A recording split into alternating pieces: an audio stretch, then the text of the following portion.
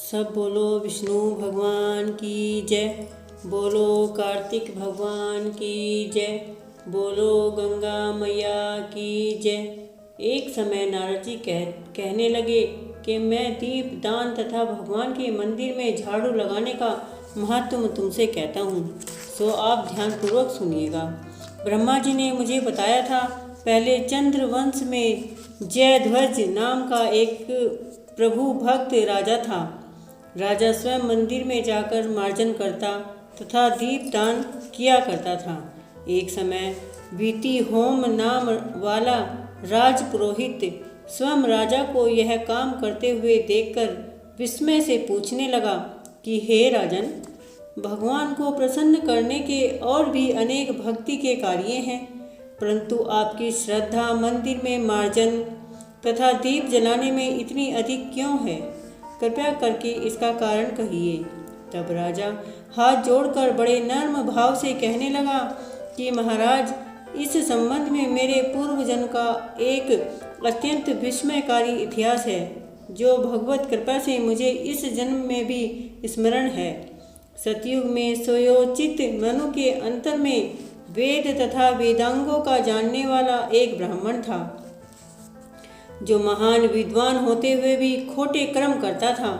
एक खोटे कर्म के कारण उसके सभी बंधु बांधवों ने उसका परित्याग कर दिया था। एक दिन वह भूख और प्यास से अति दुखित हो घूमता फिरता नर्मदा नदी के तट पर जा पहुंचा और वहीं पर उसने अपने प्राण त्याग दिए। उसकी स्त्री भी व्याभिचारिणी थी, अतः उसके बंधुओं ने उसे भी घर से निकाल दिया। उसके गर्भ में दंड केतु नाम वाला महापापी मैं उत्पन्न हुआ, परंतु स्त्री तथा पैसे के अभाव में मैंने गौ पशु तथा अनेक मनुष्यों की हत्याएं की। एक रात्रि को किसी दूसरे की स्त्री से भोग करने की इच्छा में एक सोने मंदिर में गया। वहां जाकर कपड़े से स्थान साफ किया, फिर दीपक जलाया। इतने में उस सोने मंदिर में दीपक जलता हुआ देखकर गांव के रक्षक वहां आ गए और उन्होंने मुझे चोर अथवा डाकू समझकर लाठियों से मार डाला। देह से प्राण निकलते ही भगवान के दूत वहां आ गए और उन्होंने मुझको सुंदर विमान में बिठाकर बैकुंठ को ले गए। कार्तिक के महीने में भगवान के मंदिर में दीपक जलाने तथा झाड़ू देने से मुझे इतना फल मिला कि कई कल्पों तक स्वर्ग में सुख भोगकर फिर चंद्रवंश में मैंने जन्म लिया। यदि श्रद्धा और भक्ति पूर्वक कार्तिक के महीने में यह सब कार्य किए जाएं, तो उसके पुण्य का कहना ही क्या है, अनंत फल प्राप्त होता है। नारद जी कहते हैं, हे राजा पृथु, अब दूसरे के दीपक जलाने का महत्व सुनो। मनु के वंश में रेवत नामक राजा भद्र बुद्धि वाला पुत्र था। फिर उसके यहाँ महापराक्रमी सुदर्शन नाम का पुत्र उत्पन्न हुआ। भय बुद्धि की राजधानी नर्मदा के तट के समीप महेंद्र पर्वत पर थी। एक समय सुदर्शन वन में शिकार खेलने के लिए गया। अपने साथियों के साथ घूमते फिरते समय उसके नदी के उस पार एक सुंदर कन्या को देखा। तब अपने साथियों को वहीं पर छोड़ घोड़े पर सवार हो सुदर्शन तत्काल नदी के उस पार जा पहुंचा। वहां उस रूपवती कन्या को देखकर उस समय मोहित हो गया। कन्या भी शोभा युक्त उस बलशाली वीर पुत्र को देखकर लज्जा को प्राप्त हुई। फिर सुदर्शन के पूछने पर उस कन्या ने बताया कि वह गौड़ राजा की पुत्री है और उसका नाम मदालसा है।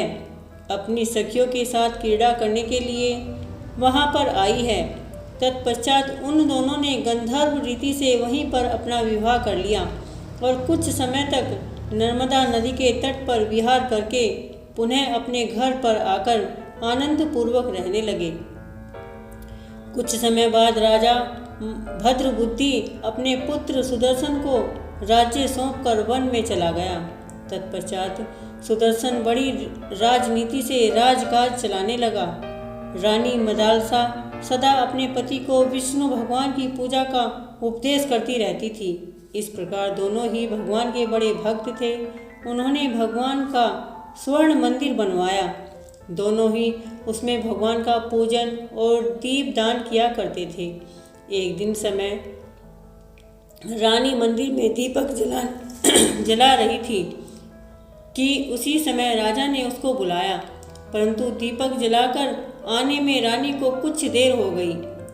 तब सुदर्शन ने क्रोधावेश में आकर रानी से कहा कि तुम तो कहा करती थी कि पति ही स्त्री का देवता है, फिर इस दीपदान में इतनी देर लगाकर तुमने मेरा अनादर क्यों किया? यदि देर से आने का कोई गुप्त कारण है तो बताओ। सती साध्वी मदानसा बड़े मीठे वचनों से बोली कि महाराज, मैं दीपदान का महत्व आपसे कहती हूँ।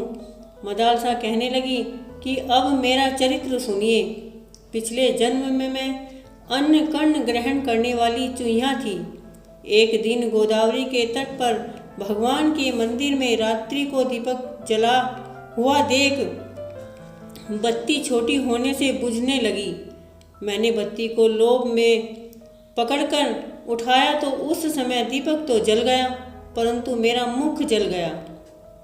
इससे दुखी हो मैं मृत्यु को प्राप्त हो गई, परंतु क्योंकि रात्रि के समय भगवान का दीपक प्रज्वलित कर दिया था, इसी कारण मैं ऐसी रूपवती आपकी रानी बनी। यदि श्रद्धा पूर्वक भगवान के मंदिर में दीपक जलाया जाए तो उसके फल का तो कहना ही क्या है। रानी के मुख से यह सुनकर सुदर्शन कार्तिक मास में व्रत करके आजीवन भगवान के मंदिर में दीपदान करता रहा और अंत में वैकुंठ को प्राप्त हुआ। बोलो कृष्ण भगवान की जय। बोलो गंगा मैया की जय। जय श्री कृष्णा।